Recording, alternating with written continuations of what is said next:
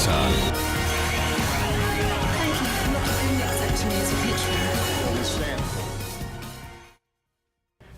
Ayer se cumple el primer aniversario del comienzo del gobierno de Mohamed Morsi, el primer presidente elegido democráticamente en la historia de Egipto. Él es integrante de los Hermanos Musulmanes, que es un grupo, como su nombre lo indica, islamista.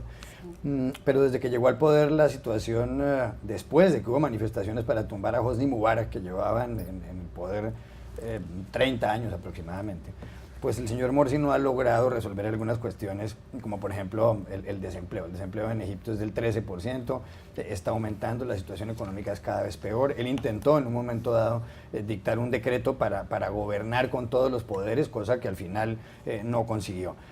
Pues a raíz de este primer aniversario ha habido manifestaciones otra vez en la Plaza Tahrir en el Cairo, en la capital. Dicen que ayer salieron millones de personas a las calles. Los miembros del movimiento Tamarrud, que quiere decir rebelión, aseguran que tienen 22 millones de firmas para pedir la revocatoria del mandato del señor Morsi y le han dado un ultimátum hasta mañana martes para que convoque a elecciones anticipadas y para que renuncie. ¿A dónde puede llegar una crisis como esta en Egipto? Porque no se ve salida. 16 muertos es la última estadística de hace poco. Por la línea que ha tomado Morsi durante todo este último año, yo creo que él no va a dimitir tan fácilmente. Se va a aferrar al gobierno y va a pedirle a la gente un poco más de paciencia, un poco más de maniobrabilidad en el poder. Pero yo, mira, esta mañana leía los reportes, por ejemplo, de los taxistas que estaban haciendo fila para obtener gasolina, filas de 4 horas, 3 horas. Y básicamente la percepción que se leía en esos testimonios era una falta de liderazgo por parte de Morsi, una falta de control del país. Entonces, en una democracia que recién está empezando, en una democracia tan joven, hacer dimitir a la persona que está en el poder hace tan solo un año parece una cuestión fácil. Entonces yo creo también que por otro lado las manifestaciones no van a cesar y va a seguir la presión para que Morsi renuncie. Y en ese sentido quizás la situación que veamos en Egipto en las próximas semanas y meses va a ser una situación que va a ir escalando en gravedad, escalando en cuanto a heridos y muertes producto de estas protestas y manifestaciones.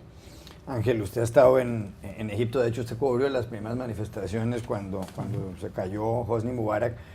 No está Morsi entre dos fuegos. Por un lado, los hermanos musulmanes, los más radicales, que lo acusan de que él no está llevando a Egipto a convertirlo en un país mucho más musulmán, sino que simplemente quiere mantenerse en el poder. Y por el otro lado, los progresistas que le dicen que no abre puertas.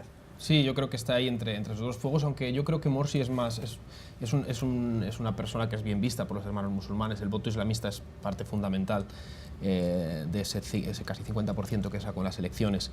Yo creo que la mayoría de los países, que les está pasando algo en Egipto que pasa en la mayoría de los países musulmanes, que es el drama sobre todo es para los progresistas, porque ellos apoyan revoluciones democráticas y cuando hay elecciones democráticas suelen ganar los islamistas.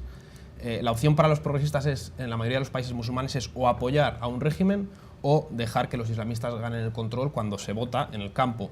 Estas protestas suelen ser en las ciudades, donde sí hay una gran proporción de progresistas, pero en el campo el voto es islamista. Entonces pasó en Argelia por primera vez y ha pasado en casi todos los otros países musulmanes donde ha habido unas elecciones democráticas. En Turquía está pasando algo parecido. A Erdogan lo votan sobre todo en el campo y le protestan los progresistas que viven en Estambul, principalmente en Estambul, porque es la única gran ciudad que hay en plan cosmopolita que hay en Turquía. Entonces esto es lo que les ocurre. Yo creo que también aquí la protesta contra Morsi tiene otros dos factores. Uno que ha salido antes, que es el de la falta de control. Hay mucha gente muy enfadada. Yo cuando estuve allí recuerdo que, por ejemplo, en el sector turístico estaban enfadadísimos.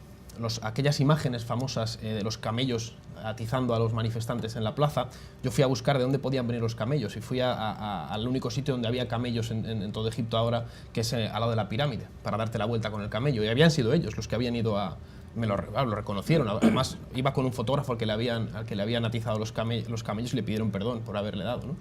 Y decían que no tenían nada a favor de Mubarak, simplemente que querían que se acabasen las protestas porque les estaban arruinando. Entonces yo creo que esto es una parte muy importante. Y luego las expectativas de cambio eran altísimas. Yo recuerdo el día que cayó Mubarak en la plaza, había dos chavales muy jovencitos que me decían, yo les preguntaba, ¿pero por qué estáis tan contentos? ¿Por qué creéis que esto puede cambiar las cosas. Me decían, no, es porque nos vamos a casar ya.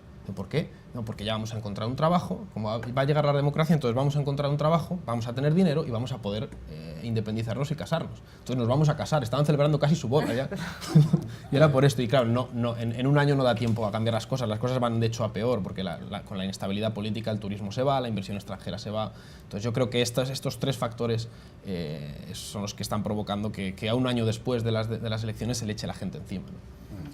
Hay dos factores que son distintos a la revolución que tumbó a Mubarak. Lo primero es que las protestas de hace 2 años tenían un líder de oposición y un objetivo político que era derrocar al presidente. En este momento parecen ser más parecidas a las protestas de otros países que se han generado orgánicamente y que se han generado de abajo hacia arriba. No sé qué tanto efecto tenga esto en el objetivo final que tienen, que es recuperar su revolución. Es básicamente lo que estabas diciendo. Por otro lado, llama la atención la posición de los militares, porque no parecen estar muy detrás del gobierno para nada y son una pieza clave, y lo sorprendente es que los manifestantes están a favor de los militares y de la policía y están pidiendo que ellos mismos sean los que se unan a esta revolución. Tiene unas características bastante curiosas.